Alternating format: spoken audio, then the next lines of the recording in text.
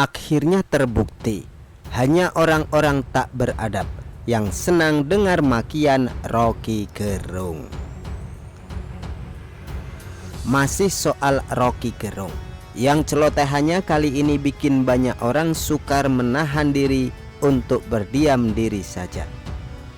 Salah seorang teman yang dikenal sebagai pemerhati politik juga bersuara begini: siapapun yang beradab, saya kira akan merasa risih dan jijik mendengarkan hinaan Rocky Gerung terhadap presiden.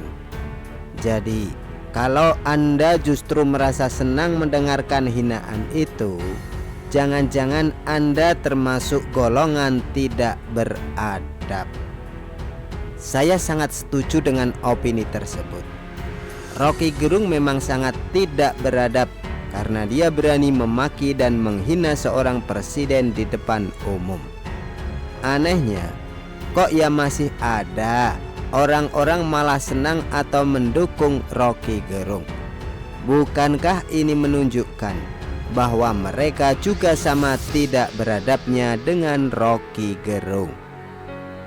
Sosok Rocky Gerung ini memang pantas disebut memiliki hobi menghina dan merendahkan orang lain. Nalar dan logikanya juga tampak agak kongslet. Juga hati nuraninya mati karena gagal mengfilter materi hinaan yang dia rasa boleh dilancarkan kepada siapa saja, bahkan dengan target seorang presiden RI sekalipun, dengan dalih itu hanya kritikan. Kritikan Rocky Gerung ini sungguh-sungguh sangat tidak beradab. Mulut Rocky Gerung yang keluar hanya kotoran, seperti kelaminnya yang keluar kotoran. Mungkin kelaminnya pindah ke mulut kali ya, makanya ndak berani kawin. Padahal apa yang Rocky sampaikan sangat jauh dari definisi kritikan, karena lebih mengarah pada serangan pribadi, bukan mengkritik program, kebijakan, atau perilaku Presiden Jokowi sebagai Presiden RI. Apa itu nggak pantas disebut kongslet? Rocky ini tidak beda jauh sama John Ruh Ginting yang pernah terpeleset lidahnya gara-gara fitnahan kepada Presiden Jokowi, yang membuatnya harus berurusan dengan hukum. Mungkin Rocky diam-diam adalah pengagum John Ruh dan bertekad mengikuti jejaknya dengan logika-logika yang mengandung kedunguan karena tidak ada isinya sama sekali.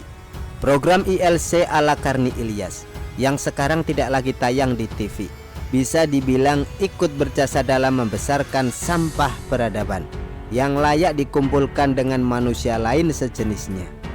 Kalau perlu dikirim ke daerah atau negara konflik supaya negeri ini aman dan tidak lagi mendengar ocehan Rocky Gerung.